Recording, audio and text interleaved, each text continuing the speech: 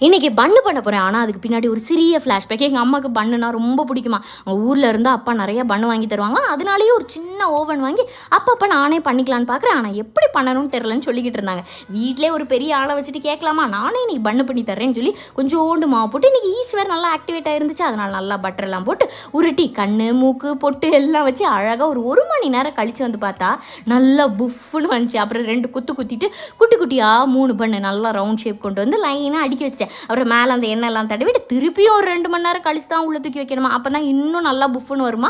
அப்போ தான் எனக்கு ஒரு யோசனை 2 பண்ணை மட்டும் உள்ளே வச்சுட்டு ஒன்றை பொரிப்போம் நல்லா இருக்கணும். ஆனால் அங்கே தான் தப்பு பண்ணிட்டு பொரிச்ச எண்ணெய் கறித்துணியை வச்சு தூக்கும்போது லைட்டாக என் கை விரலில் கொட்டிட்டு அப்புறம் அதுக்கு கழுவி ஐஸ் போட்டு தேங்காய்லாம் வச்சு விட்டேன். ஒரே எரிச்சல். அப்புறம் அந்த ஓவனில் வச்சு எடுத்து பார்த்தது பண்ணு மாதிரி இல்லாட்டியும் உள்ளே சாப்பிட்டா தான் இருந்துச்சு. ஆனால் எங்கள் அம்மாட்ட கொடுத்தா சிரிக்கிறாங்க என்ன கதையோ. ஆனால் பொரிச்சது நல்லா இருக்குன்னு சொன்னாங்க. ஆனால் என் கை கொஞ்ச நேரத்தில் குட்டி எரிமலை மாதிரி ஆயிட்டு. அதனால எண்ணெய்னா தூக்கும்போது இடிக்கல தான் தூக்கணும்.